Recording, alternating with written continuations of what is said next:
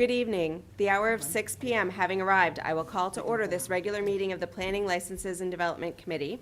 This meeting is being broadcast live on the City of Keens YouTube channel and channel 1302.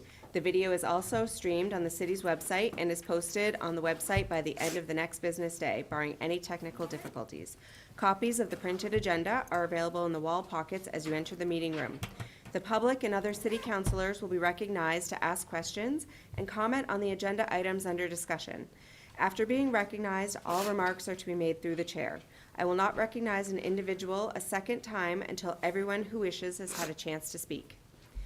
Anyone who wishes to address the committee is asked to go to one of the microphones in the room and identify themselves by name and address prior to speaking.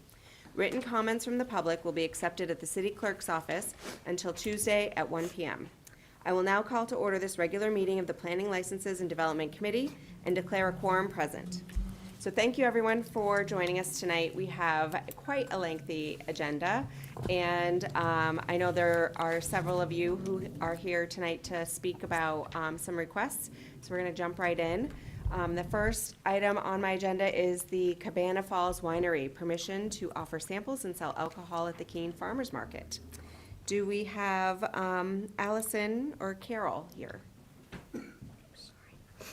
All right, I'm not seeing them. I believe the fire chief is going to be speaking to us about this tonight. Or, yes. Thank you. I think that the person is not able to be here to represent that issue because of a personal medical situation. Okay. However, we have enough information to move forward if it is the will of the committee. Okay, great. Do we have anyone from staff who want to outline the position that we're at? No, this is for the wine tasting, as I understand it, and all of the requirements are being met, and the motion includes any of the particulars so that if there is any process going forward for them to meet, that they will be required to meet it. Okay. If you have any particular questions, let me know. We have been sort of briefed on the issue. Okay, great. So just for everyone who's watching and in the room tonight, this is not a brand new request. The Cabana Falls Winery has had permission from the council in the past to offer samples of their wine at the farmers market. I believe that this year's request differs only in that they'd like to offer a second type of sample. Do we have any questions from the committee, or anyone would like to speak about this? Councilor Giacomo? Nope, went to the farmer's market most every week last year, and they have a great display set up there, and I think they've been doing good business and haven't heard any complaints about them, so no reason in my mind to not give the permit again. Okay. Anyone from the public wishing to speak at this point? Seeing none, I would ask for a motion. Councilor Johnson? Yes, I move to recommend the Cabana Falls Winery be granted permission to sell alcohol and provide individual product samples to patrons at the 2023 Keene Farmers Market on city property, licensed to the Farmers Market in Keene in accordance with the requirements of the State Liquor Commission.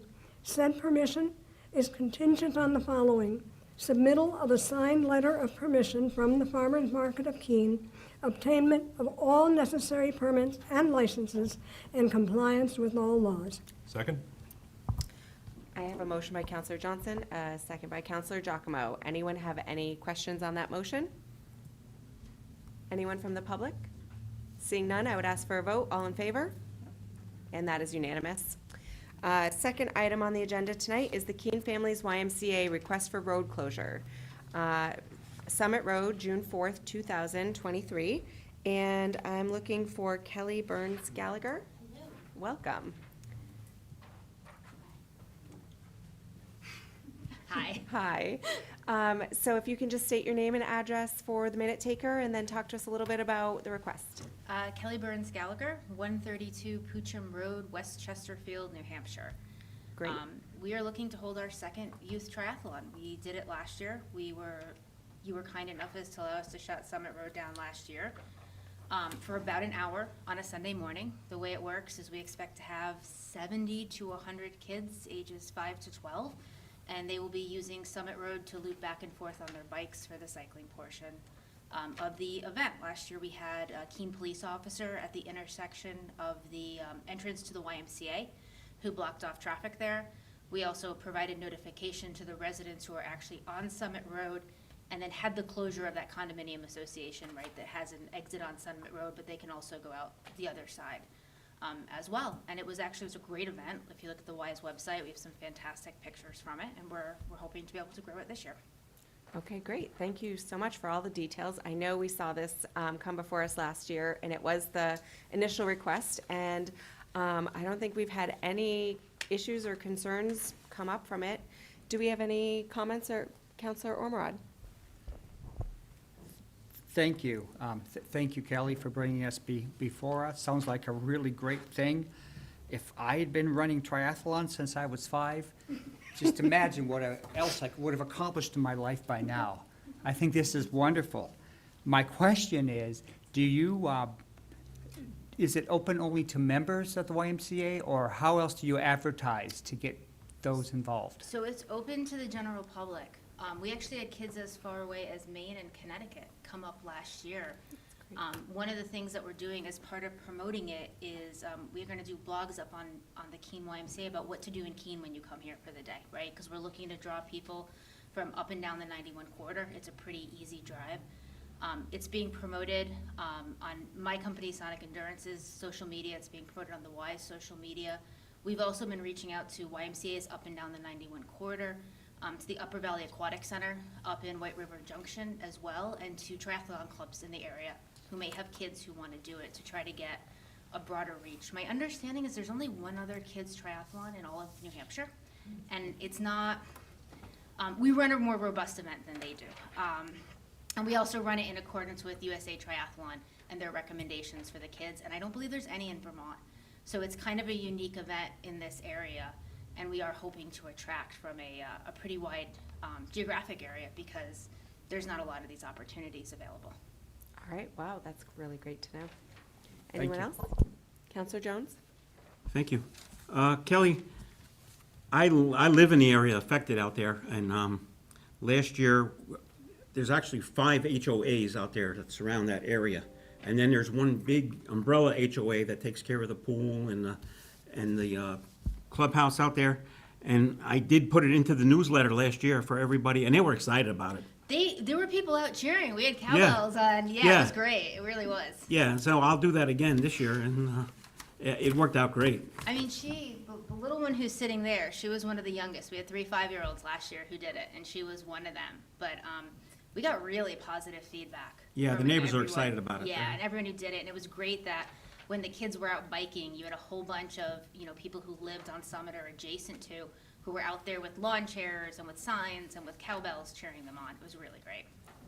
Well, that's really wonderful that it's turned into a positive event for the neighborhood as well. Anyone else? All right. Anyone from the public wishing to speak? Seeing none, I would ask for a motion. Sure, move to recommend the City Council grant permission to the Keene Family YMCA to sponsor a youth triathlon on Sunday, June 4th, 2023, from 8 a.m. to 1 p.m., including a closure of Summit Road just after the YMCA entrance and Summit Ridge Drive, where it intersects with Summit Road, subject to the following conditions: the signing of a revocable license and indemnification agreement, and the submittal of a certificate of liability insurance in the amount of $1 million, listing the City of Keene as an additional insured. This license is conditional upon the petitioner providing an adequate number of volunteer race marshals to ensure runner safety along the course, providing advance notice of the race to impacted residents, and subject to any recommendations of city staff. Petitioner agrees to absorb the cost of any city services provided and agrees to remit said payment within 30 days of the date of invoicing. Second. A motion by Councilor Giacomo, a second by Councilor Jones. Any questions on that motion? Anyone from the public? Seeing none, I would ask for a vote. All in favor? And that is unanimous. Thank Welcome you. back. The next item is the Keene Swamp Bats request to discharge fireworks for July 3rd, 2023. And I think we have Kevin Watterson here to speak to us. Good evening. My name is Kevin Watterson. My wife Heather and I reside at 10 Westview Avenue, Keene. Great. And always welcome the opportunity to talk swamp bats, even for a few seconds. we enter our 26th season, and this would be the 21st year that we would collaborate and host the City of Keene fireworks display. We do them on July 3rd, gives our volunteers the 4th to take the day off. While I'm here, I'm always, I think our number one program, I'm excited, I remind ourselves that we are in our 20th year of hosting Reading with Ribby. And most anyone who's had a child go through the system, it's the way most kids find out about the Swamp Bass. So we're here looking for permission to do the fireworks. That's great, yes. And the kids all get, if they complete their reading assignments, they get tickets to the game. They if I do. remember correctly, It's a yeah. family pass. Last year, we actually had 4,000 kids and mom and dad at the game. It became such a large event, we're actually splitting into 2 nights this year. Oh, fantastic. Right, so. And it does something good for the kids and encouraging them to, stay on top of their reading assignments too. It's all about creating a love for reading. Yes. Great, and I think we have the fire chief here too. Good evening, Don Farquhar, Fire Chief. I'm representing staff in the Protocol Committee. So Kevin met with the Protocol Committee. He has a very good plan in place. One of the only outstanding things we have is the fireworks permit, which the Keene Fire Department will handle in concert with State Fire Marshal's Office. And that's the only remaining item I think we have through the Protocol Committee. So we're absolutely in support of the application. Okay, great. Do we have any questions from the committee? Councilor Ormerod? Thank you. I think this is great. I'm in favor of it. I just as a housekeeping, when we get to number 7, display of fireworks, the times may have been wrong in that, so let's check and make sure. Maybe I read it too early this morning. The times in the proposed ordinance or the Yes, times yes. in the motion? Yes. I think the times in the proposed ordinance were to comply primarily with the noise ordinance, 10 a.m. to 10 p.m., if I remember correctly. Okay. but It's a I- little bit later than that in the kind of the compact area of the city. That's one of the housekeeping things that we have to do now that we introduce the land use code and define the districts downtown a little bit differently. But in that zone, it would be 10 p.m. Noise ordinance time. And if I could just add to that, the fireworks ordinance that was submitted covers permissible fireworks, and this is technically a non-permissible fireworks permit, because it's a professional company, so the proposed ordinance would not speak to this. This would be a different process, Okay. if that helps. We might have some extra questions for you when we get to item 7. Certainly. Great. Counselor Jones? No, we're good? I did want to share with you that we're always looking at the clock and the sunshine, because our game generally gets over around 9 o'clock. Starts at 6:30, 2.5-hour game, and oftentimes we're concerned it's going to be too late to shoot them off. Yes. So I want you to know that we never, I don't know if we've ever had a 10 o'clock finish. It doesn't mean an extra inning game couldn't cause problems. All right, well, and I think that that's something that can probably be worked out through the permit process, even under the new ordinance, so. Counselor Giacomo? Have you considered a pitch clock? Sorry. I'm 100% in favor of it. I'm sorry, I had to. No, my comment was actually just gonna remark on Raleigh's comment about this not being a permissible firework, so it doesn't matter. Okay, great. All right, do we have anyone from the public who'd like to speak about this? Seeing none, I would ask for a motion. Counselor Jones? Gladly.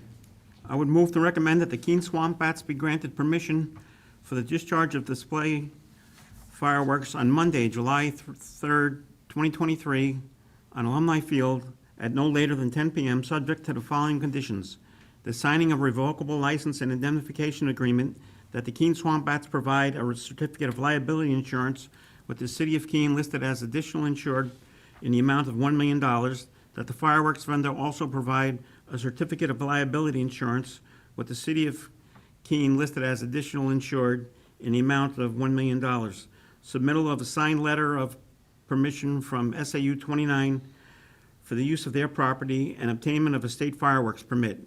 In addition, the petitioner agrees to comply with any recommendation of city staff. The petitioner agrees to absorb the cost of any city services over and above any amount of city funding allocated in the fiscal year 23 community events budget for the July 3 display. Said payment shall be made within 30 days of the date of invoicing. Second. Motion by Counselor Jones, second by Counselor Ormerod. Any questions on that motion? Anyone from the public? Seeing none, I would ask for a vote. All in favor? That is unanimous. Thank you. All right. Wonderful, and thank you so much for hosting those for us each year. So item number 4 is the Pathways for Keene request for license. And unfortunately, the representative is not able to join us today, and Counselor Jones is going to be presenting as representative from Pathways of Keene. And because of that, and he is required to be here for our whole meeting this evening, I'm actually going to do a little bit of reordering and let the folks who are in the audience go first. I spoke with Adam Berube from Fireworks Restaurant, and he does have a restaurant to get back to this evening, so I'm going to move him ahead. That would be item number 6, I believe. So, would you like, well, let's see, so item number 6, Firework Restaurant, request to serve alcohol in the Sidewalk Cafe. So would you like to tell us a little bit about your request? Hi, everybody. So my name's Adam Berube. I own Fireworks Restaurant. Different sort of fireworks than we were just talking about. Yes, there's a lot of fireworks tonight. It's a night of fireworks. So Fireworks is technically coming up on its, well, first year for me, but 11 years. We opened 2011, or 12 years now. So we are just looking to have our outdoor dining again. The patio right now, as it's set up, has 5 tables out there. I know during COVID, under the previous owner, they were able to expand to the sort of median sidewalk area that is vacant right now. I would love to be able to add 2 more tables there to go from 5 to 7 tables outside. That's where we're at. Okay. So, my understanding from the Sidewalk Cafe license is that those licenses are, once they're approved by the city council, are able to be administratively approved through the clerk's office. Okay. But tonight, the reason that they're having you come before us is because when the ownership changed, you do have to resubmit your request to sell alcohol.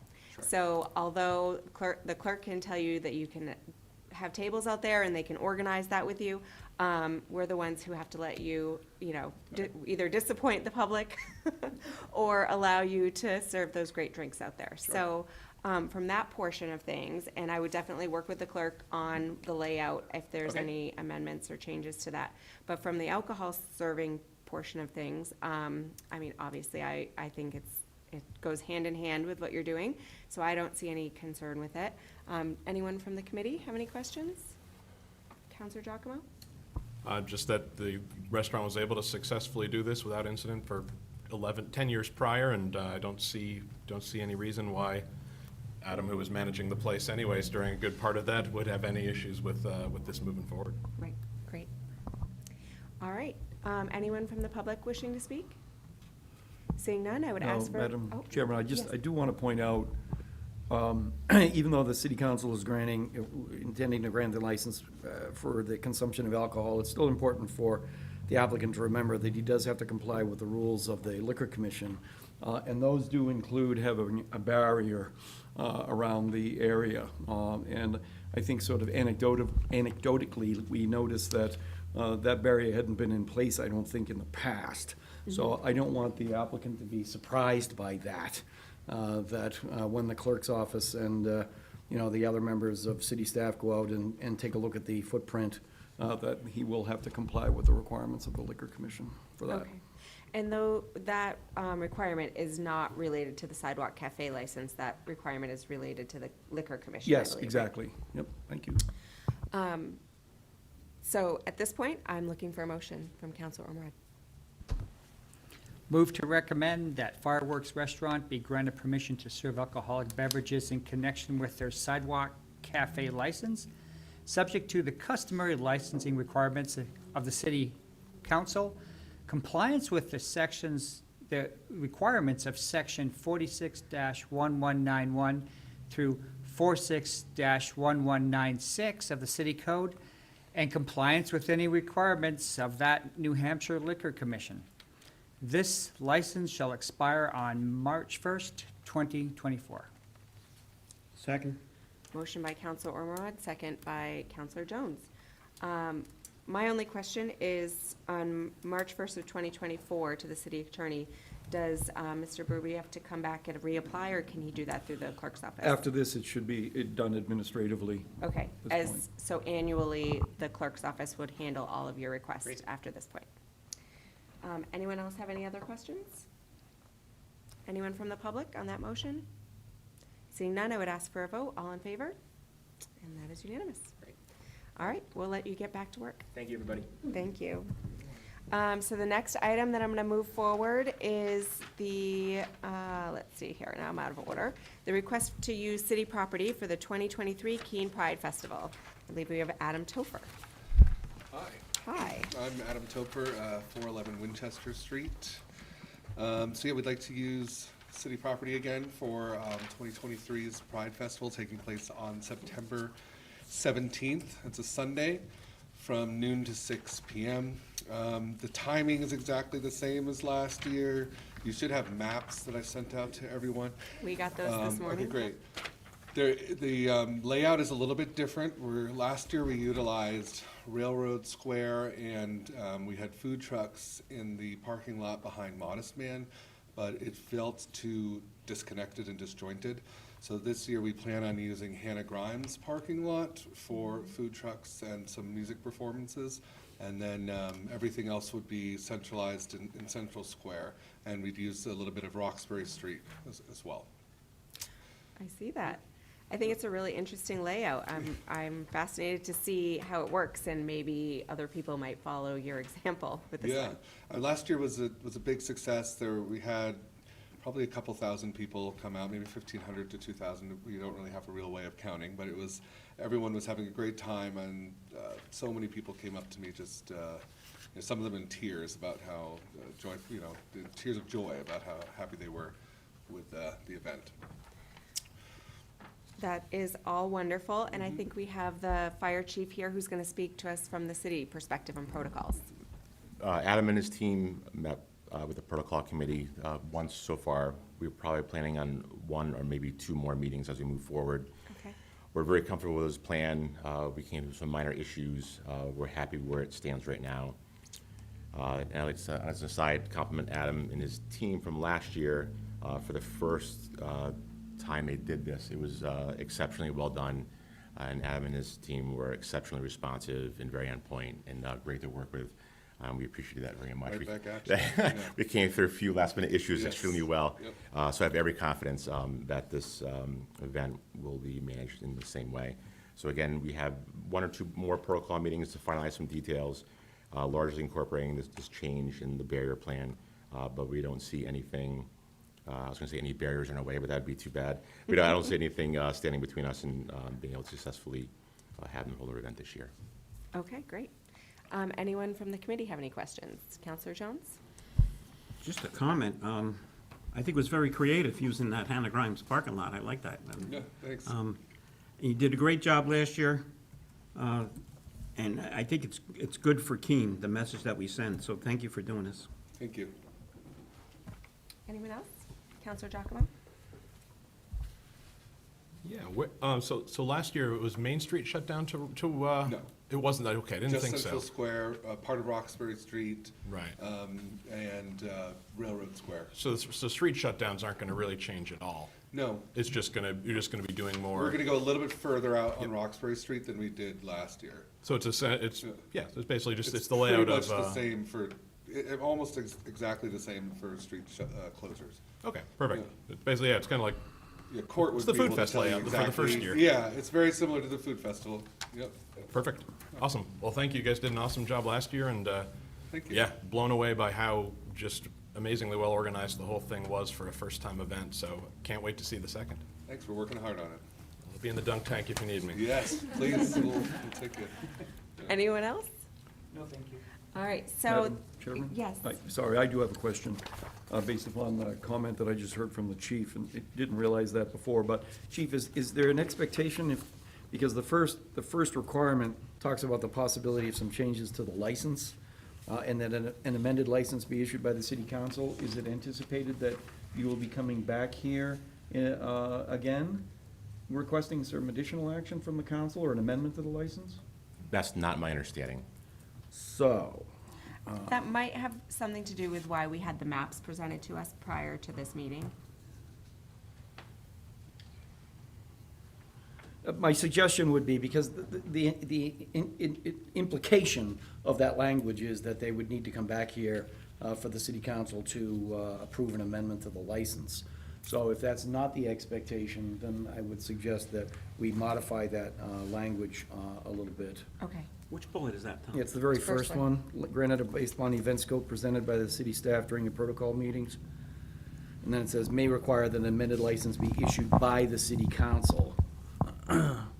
So what, if the intention is not to have the city council have to be involved in the process again, assuming that the amendments are not substantive, I mean, if they're going to change road layout or something like that, I think they would need to come back to you at this point. But it sounds like that part of this is pretty well set, right?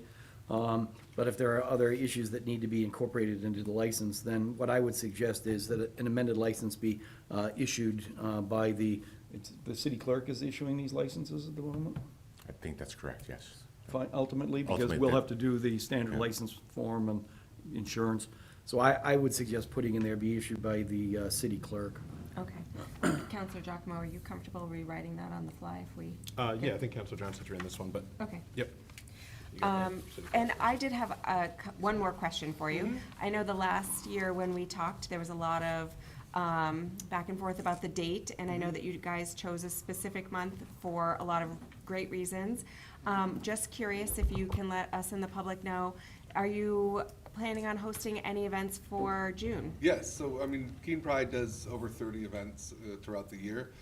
June, we have a number of events planned. We have a Pride Prom planned for those who may have not been able to go to their prom or to prom with someone that they cared for. We have a couple of shows lined up. We have a panel series, an educational panel series lined up. And anything else that I'm missing? Oh, we have a fashion show in May. Oh, fashion show in May. But Okay. yeah, I mean, we're focusing on June and September with some other community building events scattered throughout the year. And is there a place that people can go to find? KeenePride.org, everything Okay. is there. Yeah, and our Facebook, social Instagram, media. also. Yep, Okay. KeenePride.org is it's a very robust website. There's a lot of detail on there. All right, that all sounds great. Thank you so much. Thank you. Do we have any comments from the public? Seeing none, I would ask for a motion. Very happy to move to recommend the Keene Pride Group to be granted permission to use downtown city rights-of-way on Sunday, September 17th, 2023, to conduct a Keene Pride celebration, including participating downtown businesses decorating their storefronts for the week leading up to the event date, conditional upon the following. This license is granted based upon the event scope presented to city staff during protocol meetings held to date. Changes or additions to the license may require that an amended license be issued by the city clerk, and no changes to this license or the associated protocol documents will be accepted after August 1st, 2023. The furnishing of a certificate of liability insurance in the amount of $1 million, naming the city of Keene as an additional insured. The signing of a standard revocable license and indemnification agreement. That the agreed upon footprint and layout for the event shall encumber City Square, including the traveled portion of the road requiring the following road closures. Central Square, West Street at Central Square with a slip lane for eastbound West Street traffic to go south on Main Street. Roxbury Street from the easterly side of the Hannah Grimes parking lot to Central Square. Washington Street from Vernon Street to Central Square, and Court Street from Winter Street to Central Square. That the partitioner is permitted to place porta potties and a dumpster in city parking spaces located at the base of Washington Street, and additional porta potties on Roxbury Street from Friday, September 15th, 2023 to Monday, September 18th, 2023, which will be chained together and affixed to ensure that they are not vandalized while unattended overnight. That the actual event will be held from 12 p.m. to 6 p.m. with the times for setup and cleanup to be established with city staff.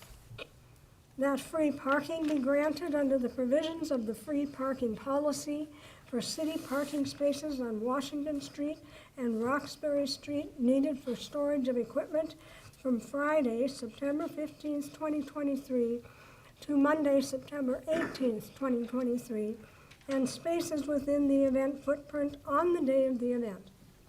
The submittal of signed letters of permission from any private property owners for the use of their property, and said permission is granted subject to obtainment of any necessary licenses or permits and compliance with all laws and compliance with any recommendations of the city staff. In addition, the petitioner agrees to absorb the cost of any services provided and agrees to remit said payment within 30 days of the date of invoicing. I think I should get my reading badge for that. Second. We did not leave anything out. It's awesome. So we have a motion by Counselor Johnson, a second by Counselor Giacomo. That was a lot to digest. Does anyone have any questions on any of those items in there? How about you guys? It's not really related to that, but if you approve this, does this then go to the council again? Yes, next Okay. Thursday. Okay. Anyone from the public have any questions on that motion? Seeing none, I would ask for a vote. All in favor? And that is unanimous. So next Thursday, what we do as a committee is make a recommendation back to council. That's what I figured. So we will speak on behalf of our decision tonight at the full council meeting, and you'll get your final vote then. Awesome. Thank you Great, so much. thank you. Have a good night.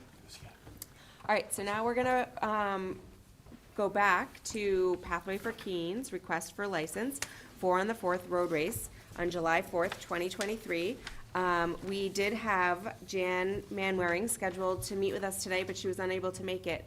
Counselor Jones is going to stand in and give a presentation on what Pathways would like to do. He does hold a leadership position on that board. However, this is not a financial matter. So barring any objections, I'm going to say that there's no conflict here and allow him to vote on this. Do you want to get us started, Counselor, on the request? Gladly. Gladly. As you all know, Pathways for Keene is a volunteer organization, has one purpose only, and that's raising money for Keene's alternative use trails on the former railway property. Our biggest fundraiser every year is the 4 on the 4th race, and that's what we're requesting permission for this year. This is our 21st race. We did have to take a year off for COVID. But that's our big fundraiser. The return on investment, everything goes back to the city. There's not many organizations that can say that. I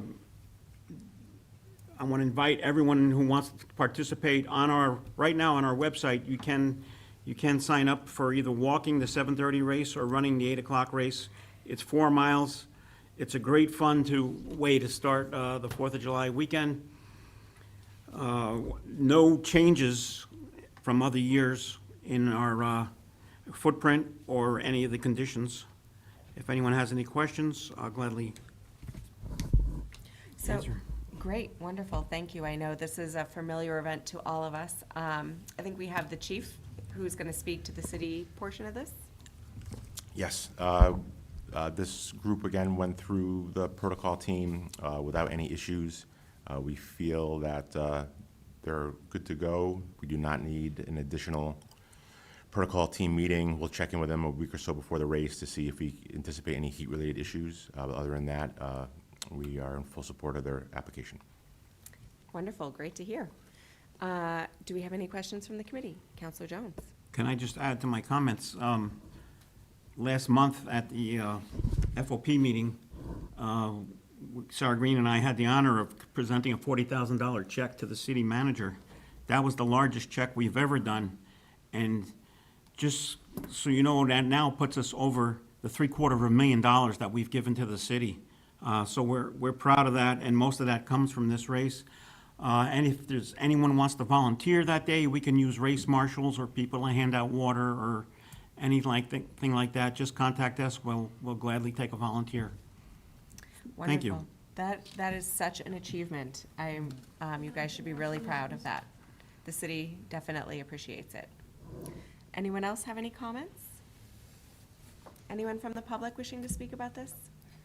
Seeing none, I would ask for a motion. Move to recommend the City Council grant permission to Pathways for Keene to sponsor a running race on Tuesday, July 4th, 2023, subject to the signing of a revocable license and indemnification agreement and the submittal of a certificate of liability insurance in the amount of $1 million, listing the City of Keene as an additional insured. In addition, the police department shall identify Railroad Street immediately adjacent to Railroad Square as a no parking zone from the hours of 6 o'clock a.m. to 11 o'clock a.m. This license is conditional upon the petitioners providing an adequate number of volunteer race marshals to ensure runner safety along the course and subject to any recommendations of city staff. Petitioner agrees to absorb the cost of any city services over and above any amount of city funding allocated in the fiscal year 23 community events budget. Said payment shall be made within 30 days of the date of invoicing. Second. A motion by Counselor Giacomo, second by Counselor Ormerod. Any questions on that motion? That feels like an easy one after Counselor Johnson's. Anyone from the public? Seeing none, I would ask for a vote. All in favor? And that's unanimous. Wonderful. We are moving right along, but we're not done talking about fireworks. Item 7 is relating to the sale, possession, and display of fireworks, ordinance O-2023-07. And I feel like we probably have the fire chief still with us to talk about this one. Yes. Historically, this ordinance has been pending for some years, I understand. And I certainly found quite a bit of information that having a proper ordinance for fireworks has been stalled out for some time. So we took a fresh look at it, and I believe the ordinance as proposed is a very nice approach. So in the state of New Hampshire, under RSA 160, there's a section called local option, and that's under permissible fireworks, where each municipality can make its own decision as how they want to manage local fireworks. And your choices range from, our choices range from prohibited, which means none at all, to permissible, no local restrictions, which you can do anything you want. So you wanted to land somewhere between there. So the two options that would be feasible left over would be an option where it's a formal permitting process where they have to come to City Hall, the fire department, and register for a permit, just like a dog license or a burn permit or something of that nature. I think some of the reasons why it's stalled out over time is that it becomes logistically very difficult, and there's lots of problems, I guess, really logistically with achieving that. So we took a look at, and I think we came up with a very good solution with doing it as permissible, but with restrictions. And that is how the ordinance is proposed. And the nice thing about the restrictions is everything we need to achieve the safe use of permissible fireworks is already bounded in the existing RSA or city ordinance.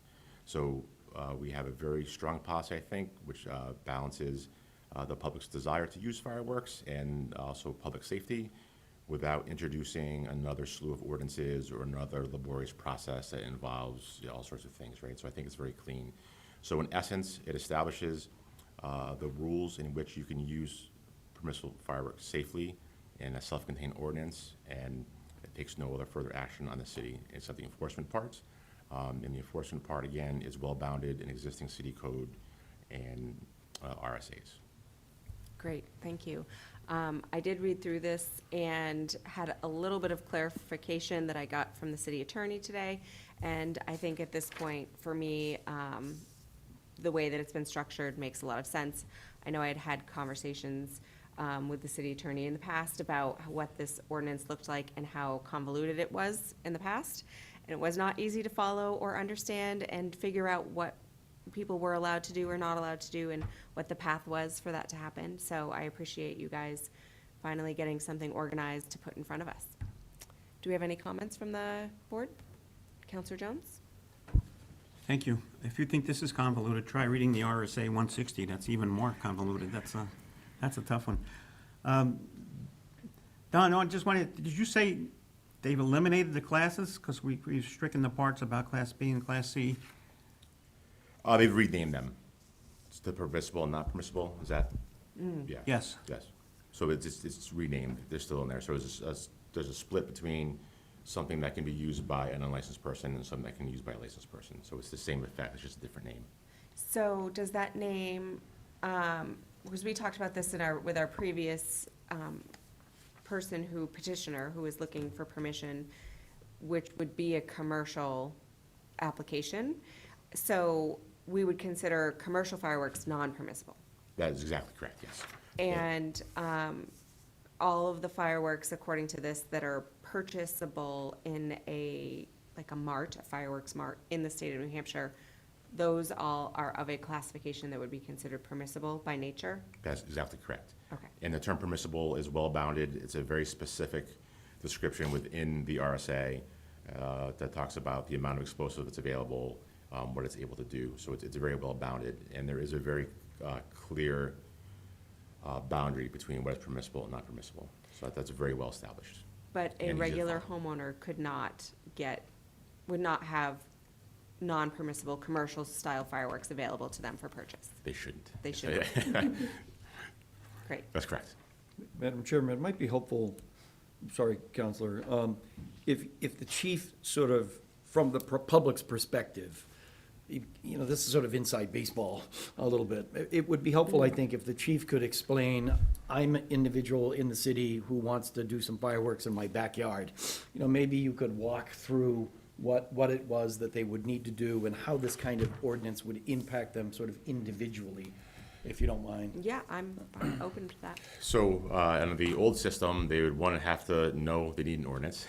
They would have to go find what the rules are, and then they would have to come to the fire station and fill out a permit form.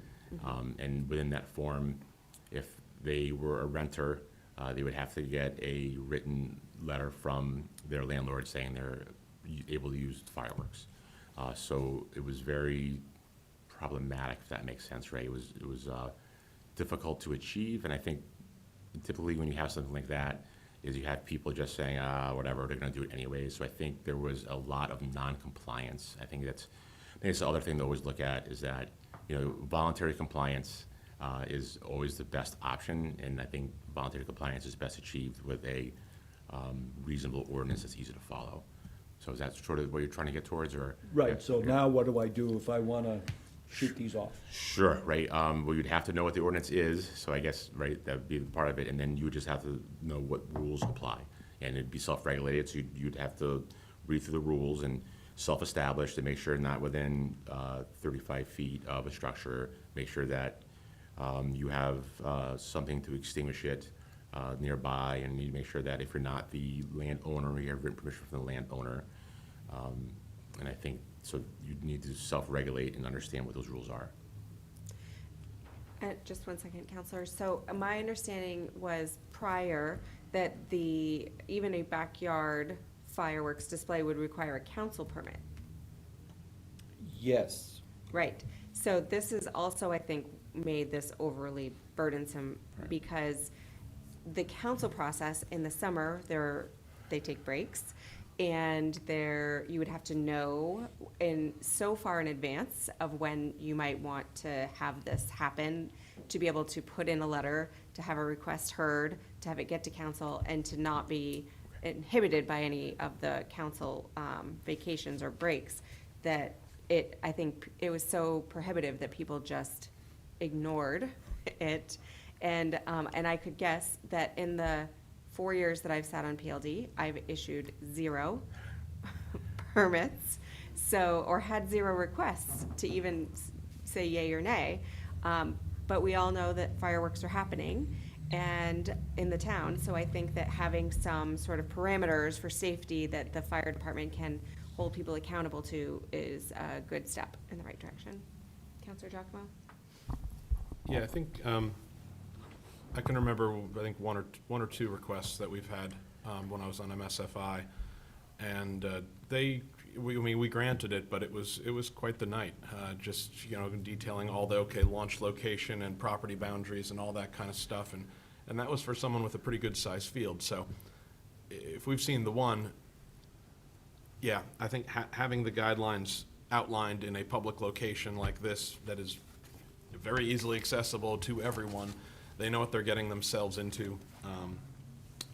And if they, again, based on the number of fireworks that I've heard, both in my old neighborhood and already in my new one, versus the number of permits requested, the current rules we have in place don't work, and I can't imagine less compliance now than we had previously.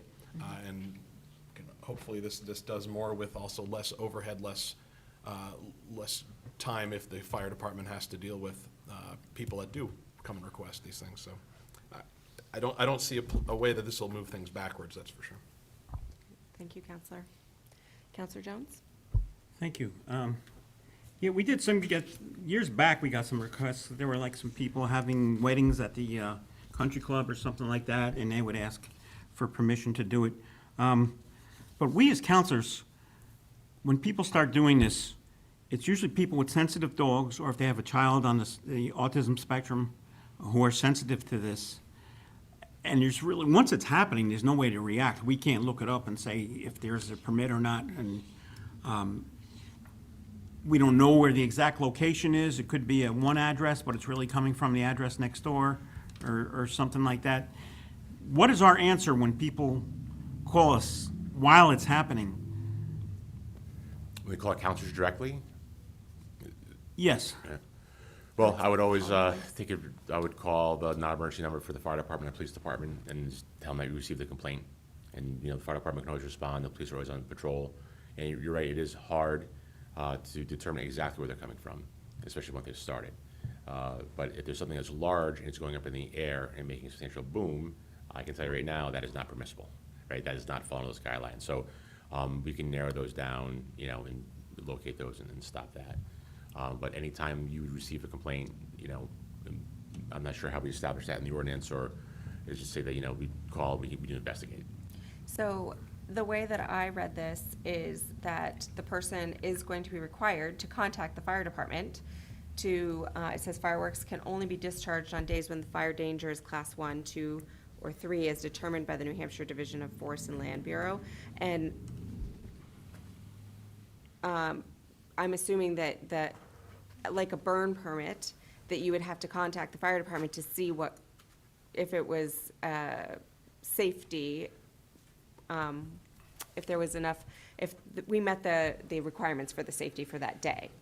Those postings are now done by the Forest and Lands, and that is online, their website. Okay. It's also on their Twitter, and I could speak to IT, and that's something that we can link to the city's website. So that is updated in real time as to what that is through the state, and if we could link that to the city somehow. If they want to call the firehouse, we have that answer for them. Okay. But we're also, almost in parallel with the fireworks permitting, is we've made a change with our burn permitting to just go with the state of New Hampshire system. So the state of New Hampshire has its own system. The old system involved coming in the firehouse, paper permit. So now that is all done through an online program through the state. Okay. But as part of, to speak directly to the question of the ordinance, the fire danger is a determination made by the state, and that is well published. Okay. But it's a fair point that we should call that out to make sure that that's clearly stated. And assuming that it would probably be an officer who would be following up on complaints.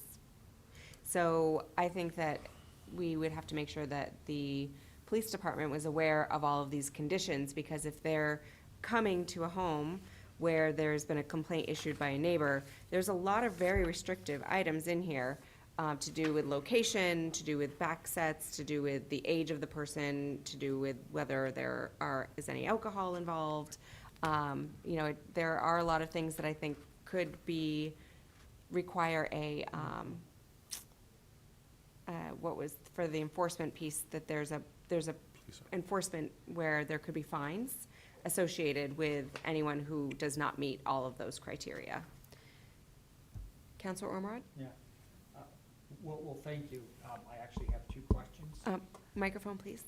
I do have two questions. Okay, go ahead. And the most obvious one is 12 a.m., January 1st. It's not mentioned in here. And the reason, are we going to just kind of look the other way and not enforce that, or are we going to write that in? And as an exception, number one, how are we going to handle that? There's a fairly large volume, and I live in Ward 1, where we have lots of trees and lots of wires, which would be considered obstructions.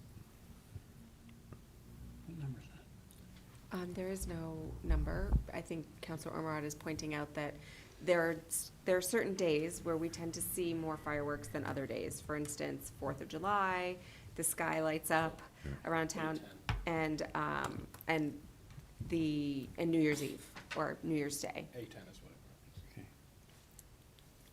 So how we handle the midnight on So January 1st? because they would not be allowed after 10 p.m. That's the point. I mean, if you don't mind, Madam Chair. You know, we actually thought about things like that, and the reality is, that's why the 10 PM is in there. As the chief pointed out earlier, that is in accordance with the noise ordinance. It would not apply to licensed shooters. So if you had a licensed event that was going to happen on New Year's Eve at midnight, that's permitted under the noise ordinance because you can have noise after 10 PM if you're doing it pursuant to a license or a permit or something. And that would have been something that was issued by the city. So if it were that type of event, it would be permitted, even at midnight. But the reality is, for individuals within the city, that would be a violation of the ordinance.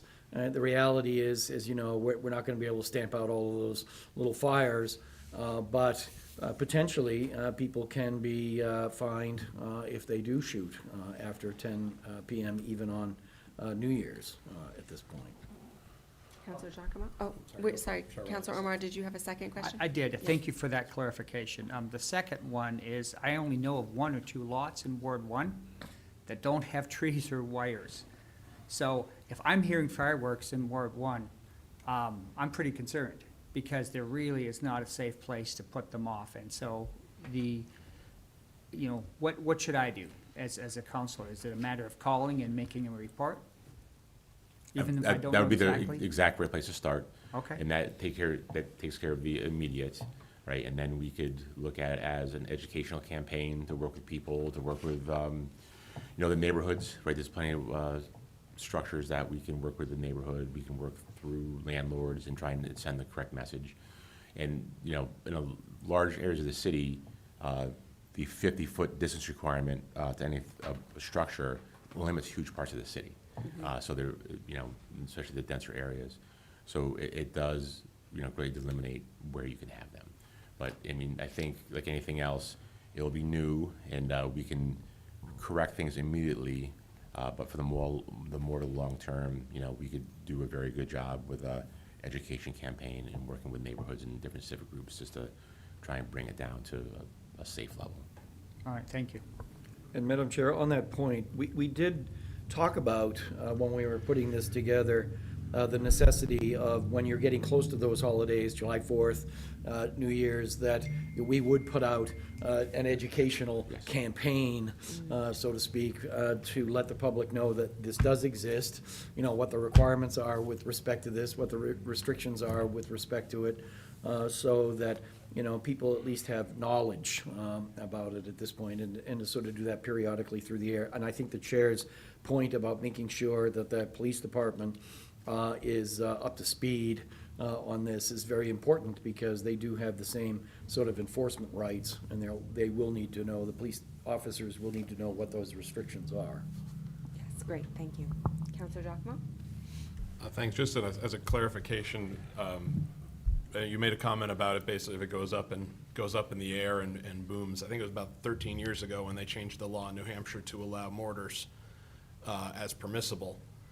So I know obviously there's a difference in scale. You're not talking about the 3-inch shells. You're talking about the 1.5 to 2-inch shells. But as a past frequent purchaser of large quantities of permissible fireworks, yeah, I mean, you can make some pretty big booms with stuff that is permissible. So I think it's really important that the education goes out and people are made aware that if you can buy it, these apply to you, regardless of how they explode or how high or where they go.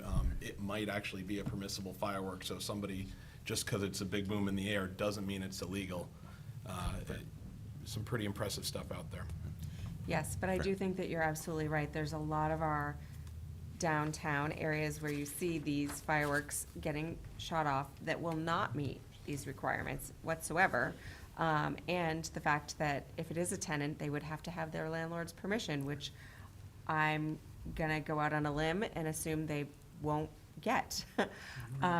So I feel like there are a lot of things that if an officer responds, that they would have as, items to look into to issue maybe a warning and then a fine. Do we know what the fine would be under this ordinance? Is it our standard city fine? There is a set of fines for, it's basically a city code violation. And because the ordinance itself does not specify a fine, the general section of, I think it's Section 2, Chapter 2 of the Administrative Code, the City Code of Ordinances, does have a set of fines that apply if no other fine is specifically stated. You will recall that we ran into that problem with the mask ordinance. Yes, we did. That's why I know about this. And I think it is up to $1,000. Yes, Is that it is correct? up Yes. to So, I mean, it $1,000. could be a really significant deterrent for somebody to do it a second time. Counselor Jones? Adding to what Tom just said, the noise ordinance can also be applied, right? Which is a warning and then a fine, I believe. Yes, absolutely. You could have multiple violations potentially under this, and that would be another one of them, if you're in violation of the noise ordinance, because that's a separate requirement in city code, no doubt. Yeah. Thank you. All right. Any more questions or comments from the committee? Anyone from the public wishing to speak?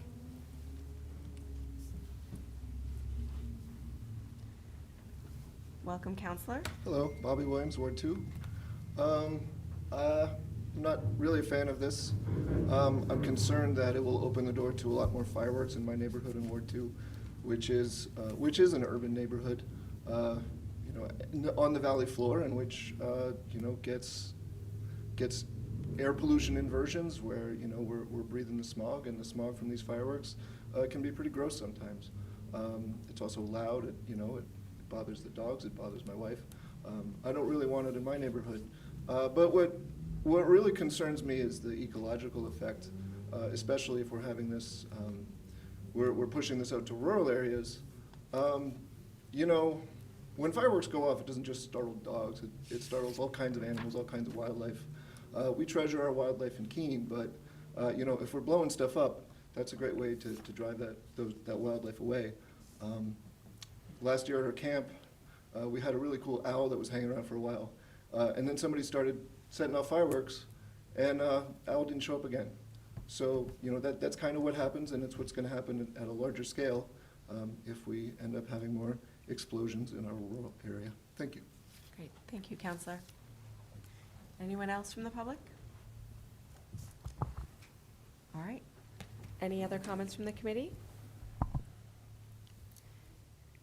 Seeing none, I would ask for a motion. I would move that the Planning License and Development Committee recommend to the full City Council the adoption of Ordinance 0/2023-07. Great. Thank you. Second. I have a motion by Counselor Jones, second by Counselor Giacomo. Any questions on that motion? And just to address your concerns, Counselor, too, I would just like to say that I definitely agree. I have horses, and I had a neighbor from the farm shooting fireworks off over the barn, and horses were, having horrible, anxious reactions inside their stalls, and it could be very dangerous.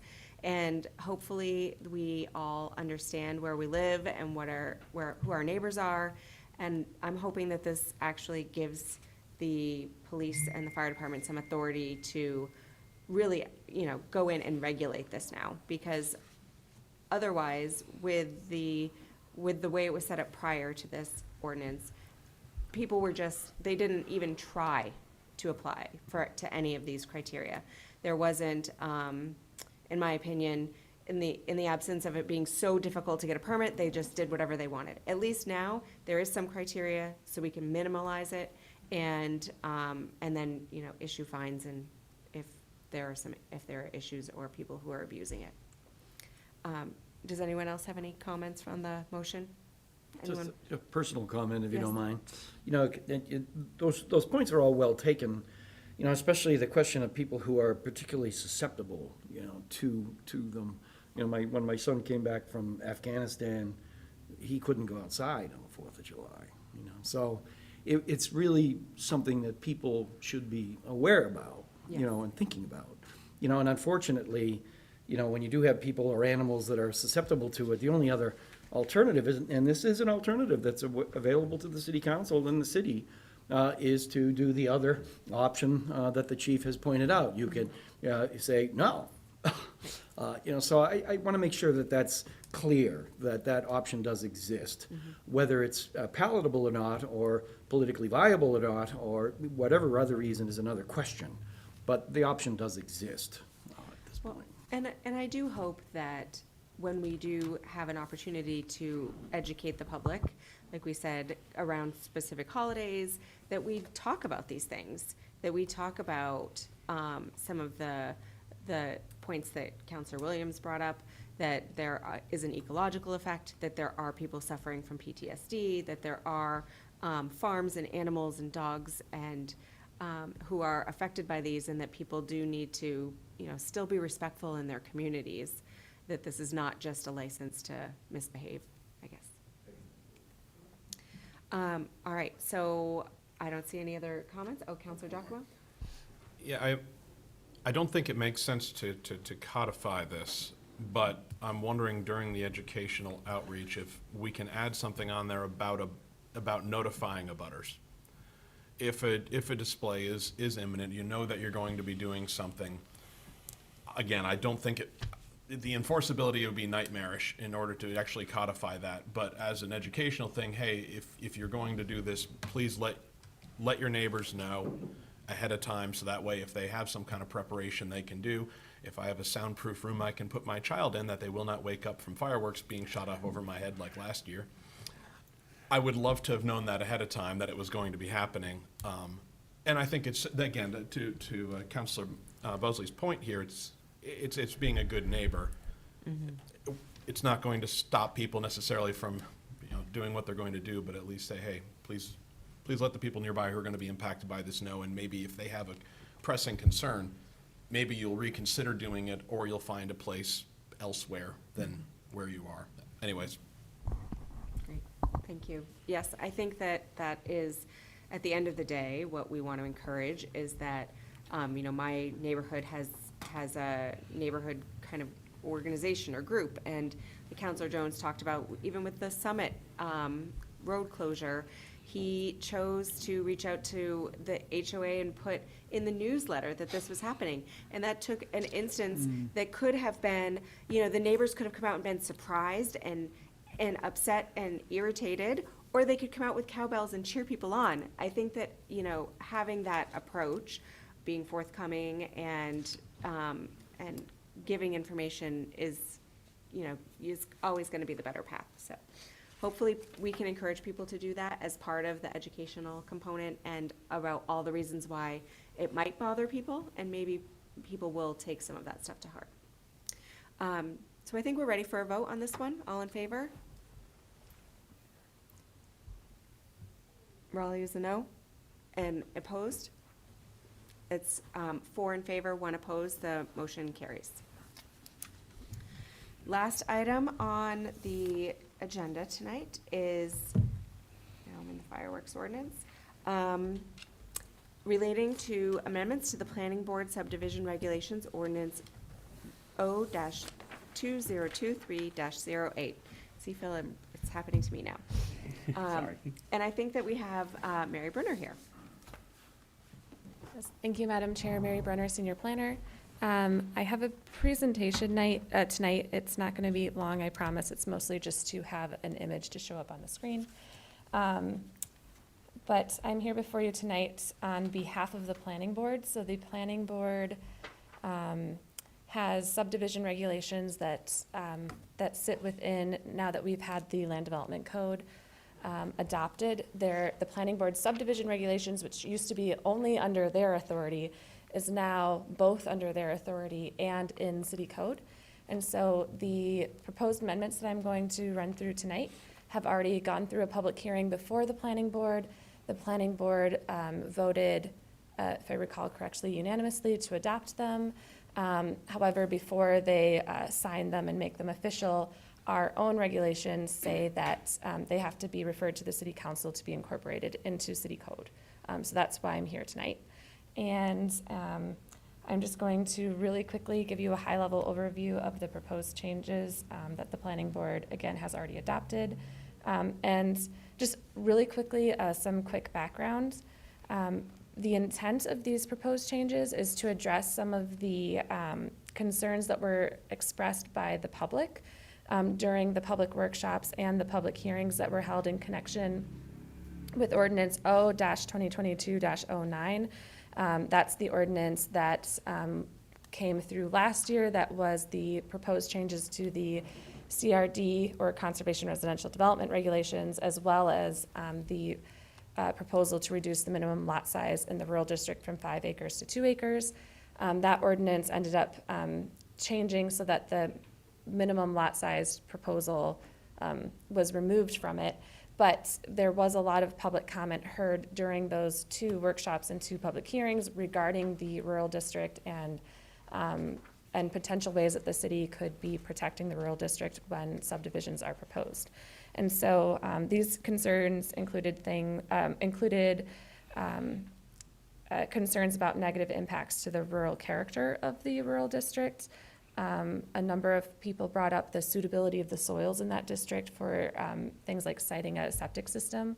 And then also the need to protect important natural and scenic features such as surface water, steep slopes, and important wildlife habitat. So the proposed amendments that you're going to see tonight, we're really trying to address those concerns and give the Planning Board additional guidance when reviewing subdivision applications in the rural district. So with that, I'll get going. The first proposed change, I have up here on the screen what the existing standard is today. It's called preservation of existing features. And it's just a really broad general statement saying that when somebody is proposing a subdivision, which I think everybody knows, but just really quickly, a subdivision which has to be initiated by the property owner is a proposal to create 1 or more new lots, which the Planning Board is reviewing those new lots as if they are developable. So that's kind of important to have in the background. But this standard here on the screen is basically saying that the Planning Board has the ability to require that existing features be preserved when a subdivision is proposed. So what we're proposing is to add additional clarification and language there to give the Planning Board guidance on how that could actually be done. It also includes, right now it states, it gives examples of what those existing features might be, including surface water, steep slopes, rare and/or unique scenic points, stone walls, rock outcroppings, historic landmarks. We added in here a statement that says, or any of the attributes listed in section 19.3.4, primary and secondary conservation areas of this article. And so those are lists that already exist within our regulations that point out a bunch of different features that the city feels is important to protect. And so rather than restating that, we just referred out to that section. And then it says, in order to ensure that the objectives of this section are met, the Planning Board may require additional studies or mitigation, including but not limited to the following. And so one of the tools that we just wanted to highlight in the regulations, the Planning Board has already used this in the past. So they already have this ability. This is just making it clear that they have it. is that this would be the ability to require the designation of what's called a no-cut buffer along public rights-of-way. And the purpose of that is to preserve existing mature tree canopies and vegetation that exists along the road. And that's to help protect, so one of the characteristics that people love about the rural district is you drive down these beautiful rural roads and you have either like farmland or fields, or you have forest. And so in the areas where there's forest and there's a subdivision proposed, this would help keep that same rural feel along the road. The second one is that the board may require that the proposed development be designed and located to fit into the landscape in order to minimize significant landscape alterations and mitigate or avoid impacts to significant existing features or views/vistas. And again, the intent of that is to is just to make it clear to the planning board that they already have that authority, and this is just clarifying that. Are there any questions about this one? Counselor Jones. Can I ask, why is this codified as a new ordinance? Why is it not amended, an amendment to the CRD ordinance? Yep, so this is an amendment to the existing subdivision regulations. So it's not a new, like this isn't a whole new standard, it's just amending an existing standard that is already in the LDC. I think, did I answer your question? But it's not showing as an amendment, it's not a version of something that already is there. It's a new ordinance, correct? Yes, so I guess, It's a proposed amendment to an existing city code section. Correct. So it wouldn't come in as an A version because the existing section already is there. So if you were to amend this, it would become an A version of the ordinance. Thank you. Question for you, Mary. Counselor Giacomo. Thank you, Madam Chair. I understand that the function of the planning board is to determine suitability vis-a-vis the master plan.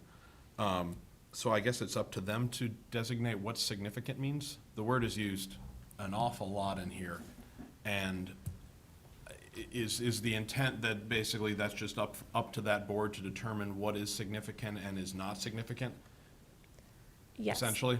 Okay. Yes, so the planning board, we really rely on them as sort of local experts, and they, as community members who live in Keene and are serving on the board, they are also sitting in sort of like a quasi-judicial, as Tom could say much better than I can, quasi-judicial capacity. So part of this might be brought out through the public hearing process. So their public hearing process, they're hearing from the applicant, and then they might hear from abutters or concerned citizens on the other side, and they have to kind of use their judgment about what is fair and what makes the most sense. Okay. I'm trying to think. I think the one example that I can think of where a no-cut buffer was required was when there was a development that's proposed in an area where it's mostly single-family homes, and the proposed development was some small multifamily, and it was allowed under the code, but there were a lot of concerns from the residents in the surrounding area that the visual impact would just change their property values, or they were just concerned, right? And so the board required that the existing forest canopy along the road be maintained as a way to mitigate that. Okay, I guess, yeah, that answered my question. I guess the simpler way would have just been, is significant defined somewhere, or is it a judgment call by the board? It's a judgment call, Perfect. yeah. Okay, thank you. Yeah. And in my opinion, I feel like that's the difference between the planning board and the zoning board, right? Is the zoning board is applying a criteria to a thing, and it either is or it isn't, but the planning board has a lot of judgment involved. Yes, I think that's fair, yep. Okay, so then the second proposed change is to the section on utilities. Currently, the subdivision regulations are really specific to, they really had subdivisions in areas of the city where there's either existing water or sewer, or they were really specific to well, actually, no, I'll just stop there. There, I think we contemplated subdivisions happening mostly within the valley floor where there's water, or city sewer and water readily available when these regulations were written. However, there are subdivisions that happen in the rural district today, and we're probably going to continue to see those happening. And so right now, our utilities section doesn't speak to that specifically. It has been our practice that we ask for things like soil percolation tests and test pit data.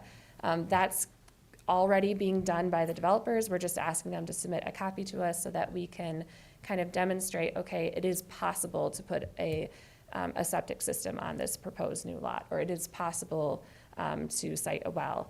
Those are the types of things that is really clearly within the planning board's jurisdiction to make sure that a lot is going to be developable once the plat is approved and recorded at the registry. So what we're proposing is to add a section C onto this that states that in areas not currently served by city sewer, it shall be the responsibility of the applicant or their agent to provide adequate information such as test pits and percolation tests to demonstrate that the land and area of each lot is adequate to permit the installation and operation of an individual sewage disposal system. And then B, in accordance with ENV-WQ 1000, which is the section of the New Hampshire Department of Environmental Services rules that deals with septic systems, for subdivisions with lots that are smaller than 5 acres, subdivision approval from the New Hampshire Department of Environmental Services shall be required. So that's a state requirement. We just wanted to put it into our regulations so that applicants were aware that that is a requirement, and also just so that the planning board is aware that they should be making that a condition of approval. Okay. Any questions on this one? Okay, so then the last one is dealing with going into the CRD regulations again. So as a really quick reminder, the CRD is Conservation Residential Development. This is a type of subdivision where you have to have a starting lot that is at least 10 acres in size if you're in the rural district. And then in order to do this, you have to put at least 50% of the land into open space. It has to be permanently reserved as open space. And then you can cluster your units closer together on the remaining portion of the land. And so in the subdivision, in the CRD subdivision regulations, there's something called a perimeter building setback, which I've tried to illustrate on this slide. This is why I wanted to show the presentation, actually, because this kind of helps explain it. But this hashed area in green, kind of around the buildable portion, is the perimeter building setback. So that's an increased setback from all external lots.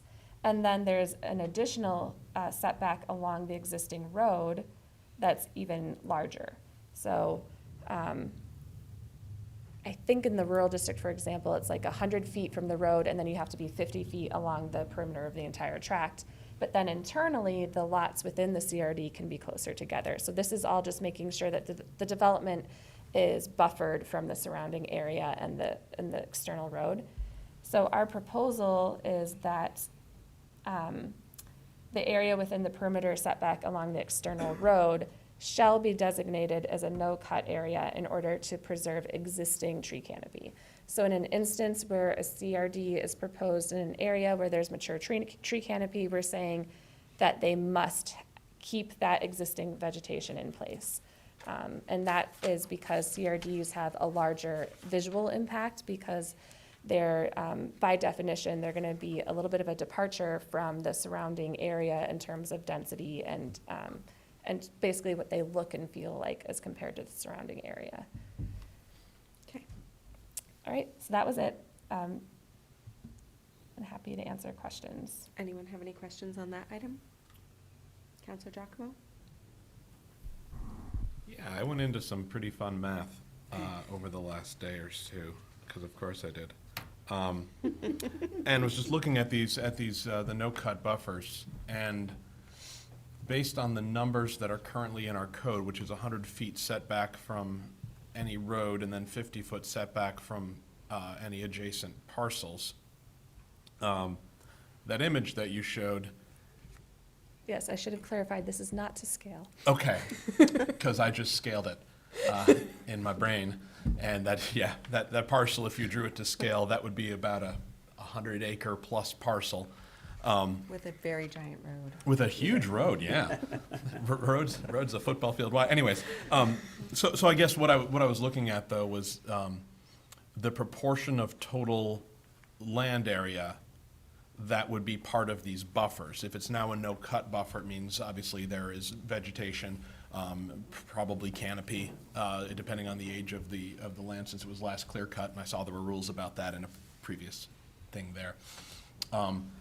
But it gets interesting, though, just looking at the percentage, depending on the shape of the parcel, can be close to 40–50% of the 10 acres would actually be occupied by these buffers, which makes for some pretty small lots for building houses on. And don't get me wrong, I'm in favor of this. This is really important, I think, to address the concerns that we had from a lot of people about kind of destroying the rural character. But I think it addresses it in here somewhere, but I can't find it again right now. Those buffers, can they be used as part of the open space? They do count towards that, correct? I thought I read it somewhere, but I can't find it now. They may count towards the open space land if they're designated permanently as open space. So like Okay. the open space land, we don't dictate where the open space land must be located. So in this example, that's not how it's done because I don't have very good graphical abilities, so I just made this in PowerPoint. But if you look at some actual examples of what's been done, the open space land is usually going to be built around the natural features that can't be built on anyways, and we can't control where those are. So sometimes the open space land might be along the external road, and you have to go back into the parcel to get to where the buildable lots are. But yeah, it can be, and the open space land doesn't have to be contiguous either. It can be in like two separate parcels or even more than that, although the regulations encourage it to be as connected and continuous as possible. Okay, so I guess that, if you don't mind if I follow up with that. So I guess my follow-up to that would be, so if you're mandating a no-cut buffer on basically the entire perimeter of the property at this point, Just along the external road. and the property boundaries, the adjacent parcel boundaries, the No. 50-foot setback on all those, I thought. Nope, it says the area within the perimeter setback along external roads. So sorry, you probably can't see the color distinction here very well, but I tried to make it a different color to distinguish it. It did not work very well, sorry. But this image doesn't show like what's abutting this parcel, but if we Gotcha. say that they're Okay. not All right. roads. I was confusing no cut with, so there is a setback buffer of 50 foot, but that's not necessarily no cut along the tract boundaries, but it is now a no cut just along the roadway. So that Yes. 100 foot is no cut. The 50 is, you have to keep it, but you don't necessarily have to no cut it.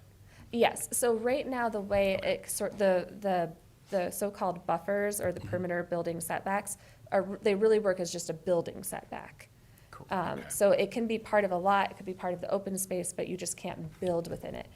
What we're trying to say with this change is that the setback along the existing road, if there's already a mature tree canopy there, you have to preserve it. So you can't like cut it down and make it into a lawn. It would have to remain as forested land. Okay, so I guess is there a minimum size then in the CRD? I don't remember reading about it. Is there a minimum size that the C part of the CRD has to be, the conserved land part? Is there a minimum size that has to be per parcel? You said it doesn't have to be contiguous. So is there anything stopping a developer from basically saying, okay, this buffer, because I can't do anything with it anyways, automatically is going to count towards my open space area? They could certainly try that. Now, I don't know, again, it goes back to what the planning board is willing to accept. That's fair. We do have standards, and I don't think I have them printed off in front of me right now. But the open space standards in the CRD do speak to the connectivity of the open space land. Yeah, I don't have it printed off, sorry. That's But it would basically, at that point, it would be up to the planning board whether or not they thought that layout made sense. Okay. But technically, that could be an option that they could approve. I won't belabor it anymore. Thank you so much, and I do appreciate these modifications. Again, I really think you guys were listening to the public when they spoke out. There was a lot of conversation about that CRD, and I'm glad to see that some stuff already came out of it. Great, thank you. Council Ormerod? Yeah. Thank you. I agree with Councilor Giacomo. And to his point, one of his points, he got me thinking, is it going too far to be an absolutely no cut?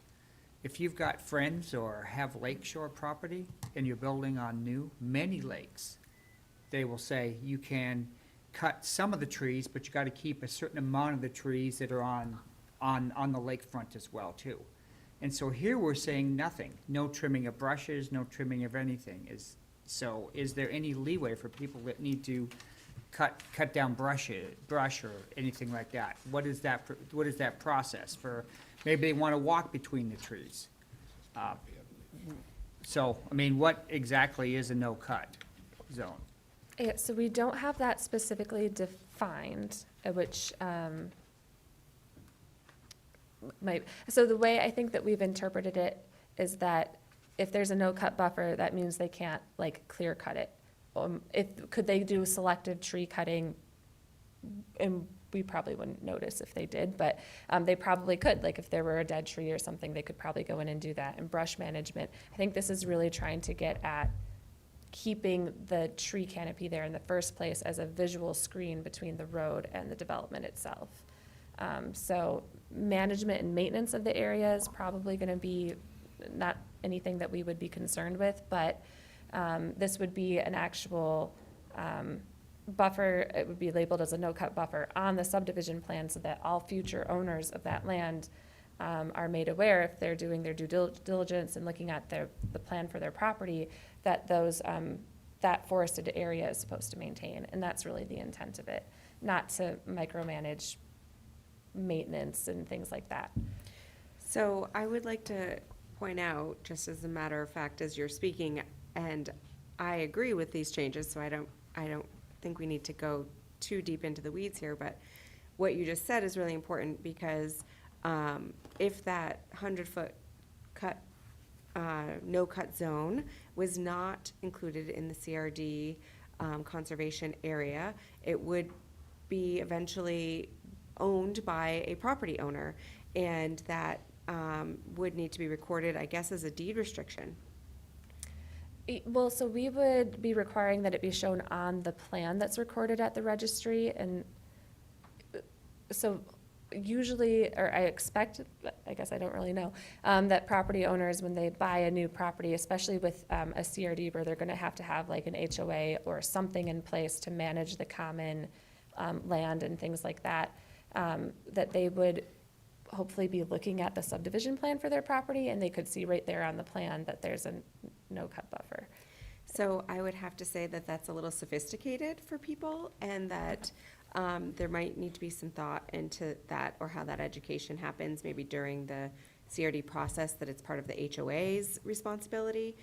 Because, during a purchase of a property, you do have to have a deed research done with an attorney, but your attorney should notify you if there are any like common driveways or anything that you might have to be concerned about.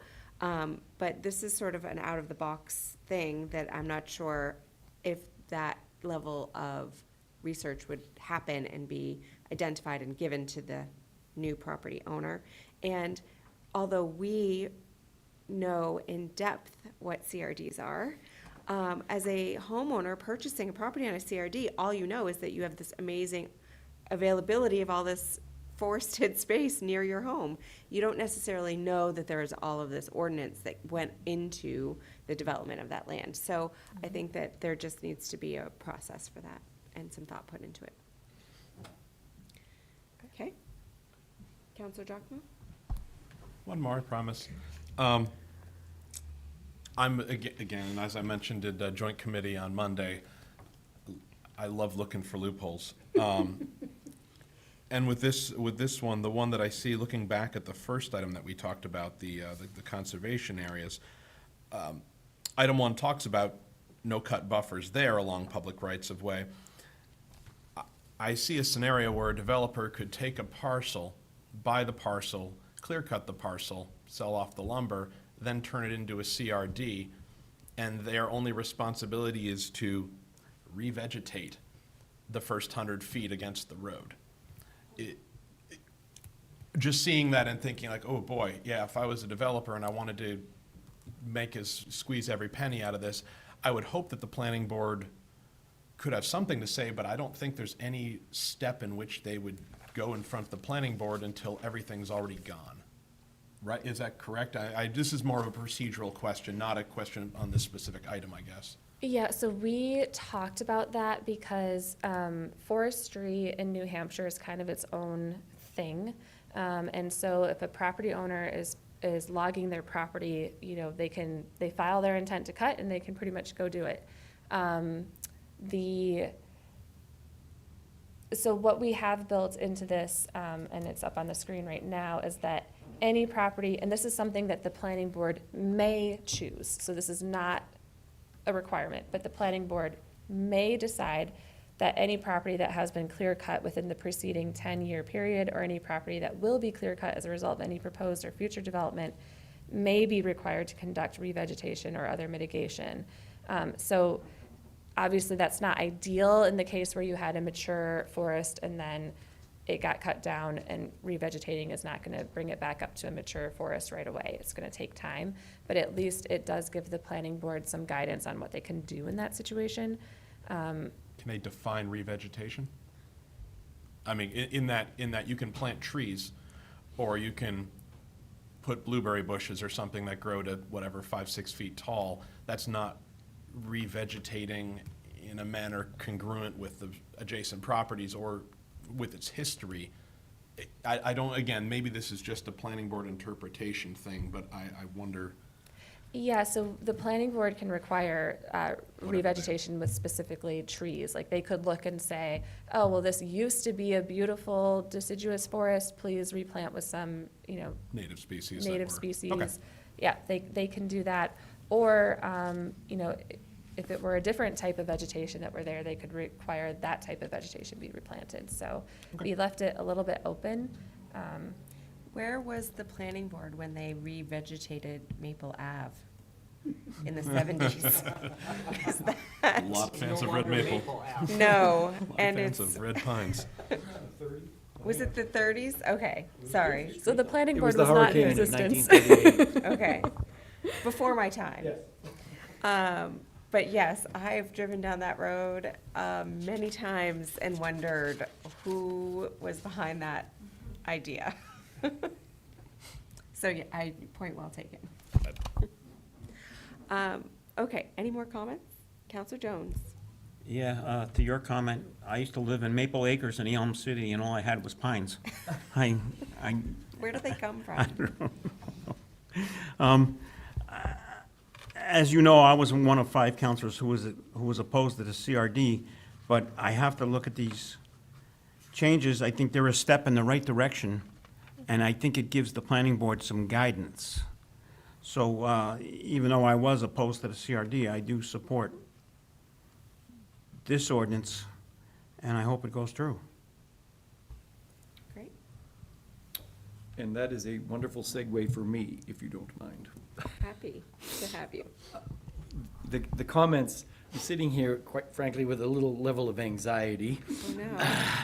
Oh, no. And there's a little bit of history to this. The sort of blunt reality is that these regulations are statutorily within the purview of the planning board.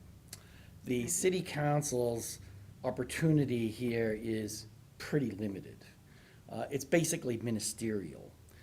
And the reason I say that is, you know, when we were proposing the changes to the land use code, I have to tell you, I was not a proponent of putting the subdivision regulations or the site plan regulations into the land use code as an ordinance. And the reason for that is because of this conversation that we are having right now. That, once you put it into the city council, it sort of, takes away or it starts to take away the authority of the planning board, which it has statutorily to do this. And there is a public hearing process for them to do that. Proposal, public hearing, everything else associated with the adoption of the subdivision regulations and the site plan regulations. And unfortunately, by wanting to have a unified land use code, the decision was to put it in to this ordinance. And that always makes me a little uncomfortable, because it could set up a conflict between the city council and the planning board in an area where, frankly, the city council doesn't have any authority. So at some point that may happen, and at some point, my anxiety level may get so acute that I come to the city council and I say, you really need to sever these out. And part of the reason for that is because of what we were just talking about. The planning board's function is really to take these regulations, which cannot be as specific and defined as they are, like under the zoning ordinance, because all of the fact patterns are different, and the land is different, and the situation is different, and so they need to have the ability to, work with the applicant within this kind of structure, which isn't as defined as it might be, but which is necessary for everybody to be able to do an appropriate thing with respect to the property. That's their role, and it's a regulatory role. The city council doesn't sit in a regulatory role. For all intents and purposes, the city council quite ultimately and finally is pretty much a political body. And it would be unfortunate to have a situation where, except for these proposals, there were some others that were controversial and in the community. And people wanted to come to the city council and have you say no to those. That would put in direct play the conflict under the statute between the city council and the planning board. And I would not like to see that. So to the extent that, you had some problems with these, then it would have to go back to the planning board for sort of rehearing and such. But again, they could just say, no, we're not gonna do that. We're going to do what we wanna do. So it's incumbent on me to kind of point that out to you specifically at this point. So we can go forward with this, and hopefully, you will adopt the ordinance at this point. Counselor Giacomo? Thank you, Madam Chair. Hopefully I'll be the biggest pain there is to this, and you've already got through to me. No, I actually really appreciate that explanation and your responses, Mary, to this. I quite honestly think I did not have the understanding of the function of planning board, other than, again, master plan. But the interpretive role of them, I think I better understand it at the end of this meeting than I did at the beginning. So I do appreciate the explanation, and this is, again, points well taken, and hopefully you don't deal with anyone more painful than me at full council. Thank you, Madam Chair. That's all I had. Right. Well, and I think it's a really interesting conversation for me, because we just had a PLD planning board where there was a line drawn between the two committees on an opinion about something. And as a counselor, I feel like the things that we're talking about are important for us to see happen and go into effect. That we did sit through all of those workshops, and we did vote on ordinances that were controversial. And this is, a place where we have an ability to see that the city is responding to some of the concerns of neighbors to mitigate some of the controversial pieces to those changes. And I hear everything you're saying. I think we are asked as a board to do a lot of things that we have no control over. For instance, whether or not we ask the mayor to set public hearings when we come out of joint committee. We're getting a public hearing whether we choose to ask or not, because the public has that right. So, there are some, I feel like, some formalities that we go through as a board, but I do think that I do think it's important to educate us as counselors so that we understand what the planning board is doing. Because I'm sure that there are ways, maybe not through their regulations, but that we could address public's concern through other ordinances in the land development code. And my point before was, if you really have problems, don't give the authority to the planning board, just change the ordinance and let that go through the public process and see what the public feels about it. Because at the end of the day, these are the public's ordinances, and they are the ones who should be giving opinions about them. And if they're not being interpreted well at the planning board, someone needs to know. So I agree that if we have no authority to say no to them about changing their own regulations, then they shouldn't be coming before us. But there has to be a role that council does play in creating the structure in which they have to apply things to. So, if at the end of the day, they're choosing whether or not there needs to be a no-cut zone, but that doesn't happen without us creating an ordinance which would allow those subdivisions to happen. So it all does tie back together at some point. I guess I'm a little confused. Okay, Remembering that the Unified Land Use Code now has these various sections in it. correct. The CRD sits, basically the zoning ordinance is what permits a CRD to occur. And then the planning board has regulations with respect to the CRD. And for those types of things, that's fine for them to sit in the city code. The opportunity for the city council and for the public in general with respect to subdivision regulations and site plan regulations is during the public hearing process that has to happen at the planning board. Right. Right, so the public does have an opportunity, and the city council would even still have an opportunity through the PLD or any other way the city council wanted to do it, to go and to have that conversation with the planning board Right. at that point. But also, so let's say that this no-cut zone did not find its way into the planning board's regulations. And the public said to the council, we're uncomfortable with the way that visually these CRDs are appearing in our community. Wouldn't we have the authority to go into the ordinance and put it in there so that the planning board would have to abide by that? Not necessarily. That's the point of conflict. The planning board has control over its regulations. The only reason why it's before you right now is because there was a decision made to put these regulations into this overall ordinance. But these types of decisions, we couldn't put into the basis for an ordinance. As, for instance, the social services and congregate living ordinance has some screening requirements in there. And the planning board was looking for authority to waive those requirements, and we said, no, that those are requirements in the ordinance and that you would need to get a variance in order to waive them. They would not be, be waived with a subjective committee. I think that it would be my understanding that we would be allowed to put into the heart of most ordinances some restrictions that we felt should be applied across the board and should not be based on a case-by-case basis. The issue, and the CRD is probably not a very good example for this, only because there is a connection between the zoning ordinance specifically and the CRD specifically, right? So there's a bleed over in those two. And the city council has authority with respect to what happens in the zoning ordinance, and by extension, in the CRD. But the planning board's own regulations, subdivision regulations, and site plan regulations are outside of the zoning ordinance context. So if you don't have that connection somehow, you sever that.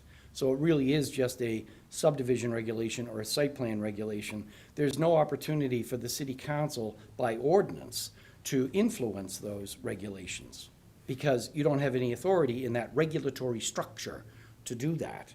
That's the point. Interesting. Madam Chair, if I may just add to that, because I think the one area where there's a lot of bleed over is when we have something called a conditional use permit. Right. So the conditional use permit is one of the innovative land use controls that's relatively new compared to site plan and subdivision powers. And the conditional use permit is sort of, it crosses all the boundaries because it's created in the zoning ordinance, which is adopted by city council, but then city council can designate the planning board as the one that actually implements. And so when an applicant comes to get a conditional use permit, they can get it concurrently with their site plan review. And so that's where the congregate living came from. That's where we have the surface water and the hillside protection use, conditional use permits. We also have telecommunications and solar. So there is a lot that the city council has a say in that the planning board has in their regulations. The two exceptions are the site development standards for site plan review and the subdivision standards that are outside the CRD. Right. Interesting. Yeah. Okay, well, I learned something new today. Counselor Jones? Can I just simplify this? City council, we can do the zoning, and what uses go in that zoning. We stay far away from the site plan, right? It's none of our business, the site plan. Is a general proposition that is correct. Site plan review, subdivision review, those are regulatory aspects that live with the planning board. And that's why a planning board is created. That's why they're the regulatory body. That's why, people have heard me say before, and even internally to staff, we have to be careful to make sure that we separate what's happening administratively in the city from what the regulatory bodies are supposed to be doing. Because if you get that bleed over, that's when you get into allegations of impropriety. That, the city council, being a political body, should not be stepping into the regulatory structure for the planning board with respect to these things. So why are we not just taking care of cleaning that up now? Instead of waiting for it to go south? We talked about that, and the reason for that is because this process was in place. It is important to get the subdivision regulations in place, the changes to the subdivision Sure. regulations in place. And quite frankly, this was a vehicle for us to have this very conversation now with the planning board. With the PLD and with the city council, perhaps in a larger sense. That's why, essentially. Well, I would prefer to not have it come to a head on a particular issue. Yes. If we could clean it up sooner rather than I think you later. will be seeing that coming down the pike. Whew. Now, this was not supposed to be the longest conversation of the night, although I'm sure that everybody's happy that you ended up at the end of our agenda. So, do we have more questions? I feel like I've so much information here. Not seeing any more questions. You know, open to the public, even though there is no. Yeah, is there anyone from the public? Seeing none? I guess I would be looking for a motion. Whose motion is this? Yours, Ronnie. Whoever's. It's all yours, buddy. Oh, no, we moved it. Okay, that's number 8, right? Yep, and Yep. just turn on your mic, please. Thank you. Just next time, write that in. On behalf of the Planning, Licensing, and Development Board, I move on behalf of Planning, Licensing, and Development Board to recommend the adoption of ordinance O-2023-08. Do I have a second? Second. Motion by Counselor Ormerod, second by Counselor Jones. Any questions on the motion? And As a scrivener on the motion, it's 1-8, not 0. I just want to make sure it's in the record correct. Raleigh's Raleigh says 1. says 08. Says 08. I am an idiot and I'm looking at FOP's agenda. Strike that, Counselor Giacomo. It's too late, Raleigh, it's too late. I know, well, you lose us around I'm 2 gonna hours, vote I think. for it, just don't worry. All right, so anyone from the public, questions on the motion? Seeing none, I would ask for a vote. All in favor? And that is unanimous. All right, well, thank you, everybody, for sticking with us, answering all the questions. Yes. Before you take off, when we have to change in the law, yeah. You had to put in the city Yeah, do we have to make sure that it's printed up that way? Oh, we will. The minute taker. Yep, the Does it the way you the did it. minute taker will read it, write it as you read it. All right, Great, just wanted to double check. thank you. And